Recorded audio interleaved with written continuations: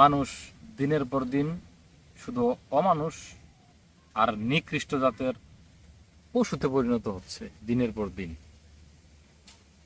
আসলে কি বলবো, এগুলা বলতে গেলেও খারাপ লাগে, কারণ আমরা যেহেতু একটা মানব জাতি, 18,000 মাখলুকাতের মধ্যে শ্রেষ্ঠ জাতি হইলাম আমরা, কিন্তু আমাদের কাজগুলো এত নিকৃষ্ট যে সবচেয়ে নিকৃষ্ট সে যেই কোনো জাতি যদি থেকে থাকে তাহলে সেটা মনে হয় আমরা, এরকম মনে হয়। রিসেন্টলি ঘটে যাওয়া এই ভারতের একটা ঘটনা নিয়ে, দুইটা ঘটনা নিয়ে কথা বলবো আমরা, কারণ দুটোটা ঘটনাই ভারতের।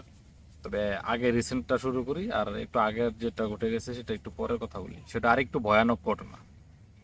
তো ঘটনাটা হচ্ছে, আপনারা কম বেশি সবাই জানেন, যারা ইউটিউব এবং ফেসবুকের সাথে রিলেটেড আছেন তারা কম বেশি সবাই জানেন যে মৌমিতা মৌমিতা দেবনাথ একজন হসপিটাল কর্মী, মানে একজন ডাক্তার আর কি, যাই বলেন আপনারা ডাক্তার।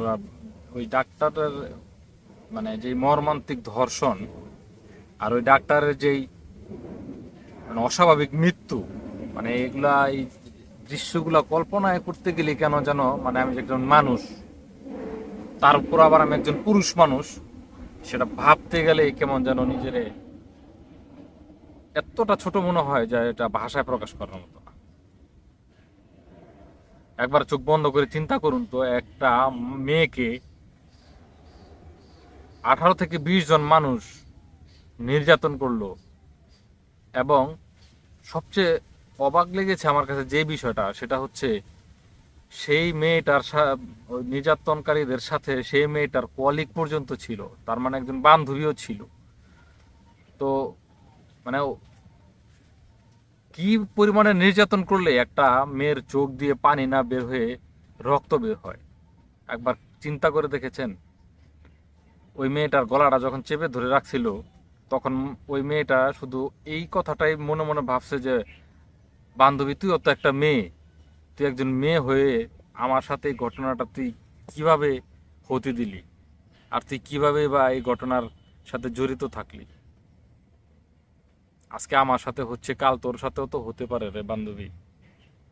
তুই যে আমার সাথে এই কাজটা করলি, এটা কি তোর উচিত হয়েছে? হয়তো বা সেই রক্ত ঝরা চোখগুলা হয়তো এই এই কথাগুলি তখন বোঝানোর চেষ্টা করছে মেয়েটারে, যে কে কলিগ ছিল মৌমিতা দেবনাথ, সেই মৌমিতা দেবনাথের বান্ধবীকে হয়তো এটাই বোঝানোর চেষ্টা করেছিল। সচরাচর সব সময় যেভাবে যায় ওই রকম ভাবেই ডিউটিতে চলে গেছে, খাবার টাবার খেয়ে একটু ঘুমানোর চেষ্টা করছিল, হয়তো বা একটু ঘুমিয়ে গিয়েছে, কারণ নাইটে সারা রাত তো ডিউটি করতে গেলে এদিক সেদিক পেশেন্টদের দেখাশোনা করতে গেলে একটু ঘুম আসবেই, সারা রাত ঘুম না ঘুমাইলে। হয়তো 4টার দিকের ঘটনা আর কি, এটা 4টা 4:30টার দিকের ঘটনা, যতটুকু জানলাম আমরা বিশেষ প্রতিবেদন বা আপনার বিভিন্ন চ্যানেলের মাধ্যমে যতটুকু জানলাম, 4টার ঘটনা। এই ভোর 4টা থেকে 4:30, এই যে এই সময়টা মানুষ সারা রাত জেগে থাকলে এই সময়টা তো প্রচন্ড আকারে ঘুম চলে আসে। তো তাহলে এই সময়টাকে কাজে লাগিয়ে যে হিংস্র হিংস্রর চাইতে হিংস্র যে কাজটা সে দেশের মানুষ করলো, মানে পুলিশরা, সেটা আমি মানে পুলিশরা ওদেরকে কি শাস্তি দেবে আমি জানি না, তবে আমার কাছে মনে হচ্ছে কি, তাদেরকে রাস্তায় এনে তারপর জনসম্মুখে এমন ভাবে শাস্তি দেওয়া হোক যেন তাদের শাস্তি দেখে কোনো পুরুষ আর কোনোদিন এগুলো এই রকমের বর্বরতা করার কোনো প্রকারের উৎসাহ না জাগে কখনো মনের ভিতরে। এই হচ্ছে আমার মানে ভিতরকার একটা অনুভূতি, আমি যেটা বললাম। দেখেন, এই ঘটনার কিছু বছর আগের ঘটনা একটা আরেকটা বলি, যেটা আমাদের স্মৃতিপটে এখনো আছে, সেটা হচ্ছে আপনার ইন্ডিয়ার কাশ্মীর, জম্মু কাশ্মীরের একটা ঘটনা। একটা মুসলিম মেয়ে, মাত্র 8 বছর বয়স ছিল, সেই 8 বছরের সেই মেয়েটাকে 7 জন মানুষ ধর্ষণ করেছে, তাও একদিন না, কয়েকদিন রেখে রেখে, আটকিয়ে রেখে রেখে ধর্ষণ করে শেষ পর্যন্ত তাকে মেরে ফেলা হয়েছে।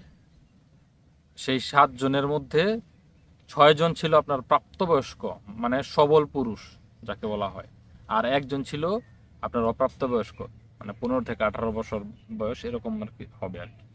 এখন আমার কথা হচ্ছে, তাহলে এই যে সুশীল সমাজরা তখন কিন্তু এই ঘটনাটা নিয়ে তখন আর এতটা কিন্তু মাথা ঘামায়নি, এখন যতটা মাথা ঘামাচ্ছে। এখন আপনারা কি মানে যারা সুশীল সমাজ আছেন, আপনারা কি তাহলে এখানে একটা বৈষম্য তৈরি করছেন না? যে এই দেবনাথ, মৌমিতা দেবনাথ ছিল হিন্দু, এই জন্য আপনারা উঠে পড়ে লেগেছেন এর বিচার হোক। হ্যাঁ, আমিও চাই এটার কঠোর বিচার হোক, কিন্তু দুঃখের বিষয় হচ্ছে যে এর চেয়ে কিন্তু কঠোর ছিল এবং এর চেয়ে হিংস্র ছিল আপনার আসিফা বানুর যেই মৃত্যুটা, ধর্ষণ এবং মৃত্যু। কারণ তার বয়স ছিল মাত্র 8 বছর, একটা শিশু বাচ্চা ছিল ধরতে গেলে। 8 বছর একটা মেয়েকে যখন 6-7 জন মানুষ দিনের পর দিন রেখে রেখে ধর্ষণ করে, তাহলে ওই মেয়েটার অবস্থাটা কিরকম হয়। এবং শুধু তাই নয়, তাকে আবার গলা টিপে হত্যাও করে ফেলা হয়েছে। মমিতাকেও গলা টিপে হত্যা করা হয়েছে, আর আসিফা বানুকেও সেম একই কাহিনী করা হয়েছে। শুধু পার্থক্য এটাই, আসিফা বানু ছিল 8 বছর বয়সের, আর তাকে রেখে রেখে দর্শন করা হয় কয়েকদিন, আর মৌমিতা দেবনাথকে একদিনের মধ্যেই মেরে ফেলা হয়েছে। তো এই বর্বরতা আসলে জাতির চোখে যখন চলে আসে, মানুষ এটাকে সহজভাবে নিতে পারে না। কারণ মানুষের এরকম হিংস্র ঘটনাগুলা মানে মনের মধ্যে ঠাঁই দেওয়ার মতো ওই স্পেস মানুষের ভিতরে থাকে না। এই জন্য তারা আসলে অন্যমনস্ক হয়ে যায় যে আমরা আসলে কি মানুষ না মানুষ নামের পশু। জানি না এই মানুষ নামের পশুগুলা কোন দিন মানুষ রূপে দুনিয়ার মধ্যে চলে আসতে পারবে। আশা করি অল্পতে আমাদের এই পশুগুলা মানুষের রূপান্তরিত হোক, আর যেন এরকম ঘটনা না ঘটে। ভালো থাকবেন সবাই, সুস্থ থাকবেন।